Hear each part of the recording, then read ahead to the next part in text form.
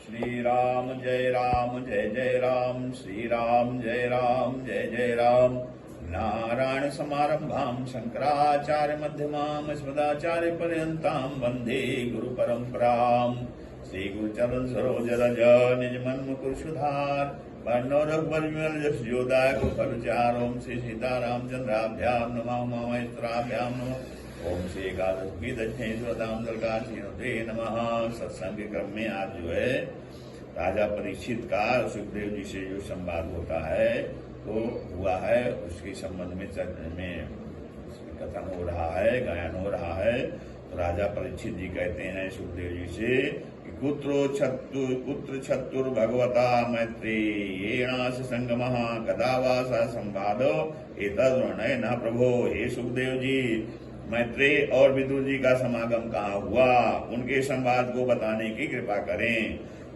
उधर शौनक जी श्री सूत जी से पूछने लगे, हे प्रभो, विदुर जी महाराज परिवार छोड़कर क्यों गए थे, फिर वापस क्यों आए थे, तथा उनका मिलन मैत्रेय जी से कहाँ हुआ था, बताइए। तो सुखदेव जी कहते हैं, यदा तु राजा स्वसुतान साधुन उखंड धर्मेण विनष्ट तुष्टि भ्रातुर्यविष्ठस्य सुतान विबंधून प्रवेश लाच्छा भवने ददाह।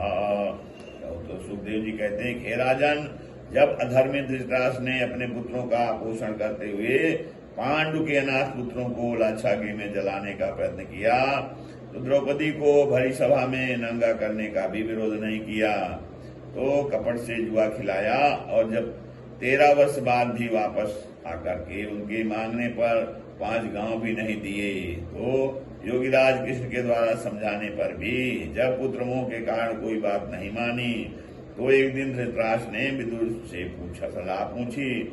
अब विदुर जी कहने लगे, विदुर जी कहने कहा, अजात शत्रो प्रत्यक्षदायं तितिक्षतो दुर्विखहं तवागः सहानुजो यत्र विकोदराहि स्वसन्रुषायत्वमलं विभेषि। हे भाई, तुम्हारे अपराधों को सहन करने वाले धर्मराज को जिसके साथ भीम रूपी सर्प क्रोध से फुकार मार रहा है, आप भी जिससे भयभीत हैं तो उनका हिस्सा वापस कर दो।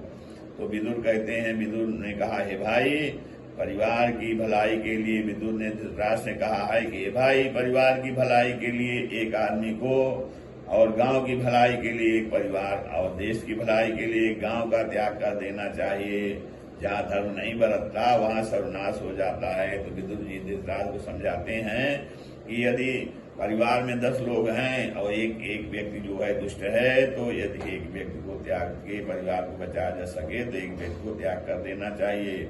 और गांव की भलाई के लिए गांव में 10 परिवार रहते हैं, 20 परिवार रहते हैं, उसमें से एक परिवार जो है अत्यंत पाप मार्ग में चल रहा है, तो एक परिवार को अगर त्यागने से गांव बचा रहता है तो उस परिवार को त्याग देना चाहिए। वैसे देश की भलाई के लिए अगर कोई एक गांव जो पूरा जो है दुष्ट स्वभाव का है, तो एक गांव को त्याग देने से यदि देश की भलाई हो रही तो त्याग देना चाहिए, क्योंकि जहाँ धर्म नहीं बरतता वहाँ सर्वनाश हो जाता है। जब धर्म नहीं का पालन नहीं होता तो वहाँ पे सर्वनाश होता है। आपका पुत्र अर्थात दुर्योधन जो पांडवों से द्वेष करता है, वह श्री कृष्ण का भी अपमान कर चुका है। आप इस अमंगल रूपी पुत्र को कुल की भलाई के लिए त्याग दो, छोड़ दो। तो विदुर जी धृतराष्ट्र को समझाते हैं कि आपका पुत्र जो है दुर्योधन जो है वो पांडवों से द्वेष करता है और वो श्री कृष्ण जी भगवान का भी अपमान कर चुका है। तो आप अपने इष्ट पुत्र को जो कि अमंगल का रूप है, तो अपने कुल खानदान की भलाई के लिए उसको त्याग दो, छोड़ दो।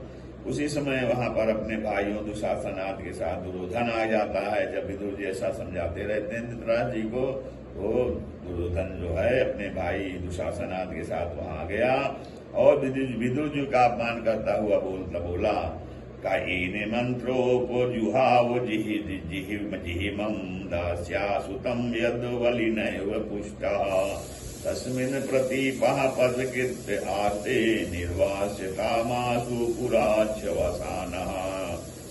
अरे, इस दासी पुत्र को यहाँ किसने बुलाया? दुर्योधन कहता है विदुर जी को अपमानित करते हुए किस दासी पुत्र को यहाँ किसने बुलाया, या जिसके अन्न से पुष्ट है उसी के विपरीत होकर के उसका अहित करके दूसरे का हित साधन करता है, इसको तुरंत ही हमारे नगर से बाहर कर दो। ऐसे ही मानस में भी रावण द्वारा विभीषण से कहा गया था। ऐसे ही जो है श्री रामचरितमानस में रावण ने भी विभीषण को जो है ऐसा कहा था, मम पुरबसि तपसिन पर प्रीति, मम पुरबसि तपसिन पर प्रीति, सठ मिलु जायति नहीं कहु नीति, सठ मिलु जायति नहीं कहु नीति।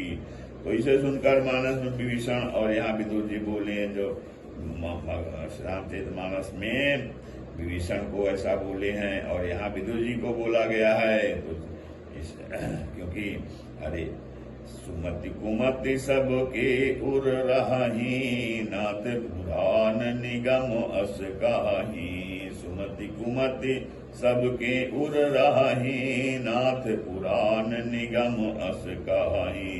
अरे जहाँ सुमति तहाँ संपत्ति नाना, जहाँ सुमति तहाँ संपत्ति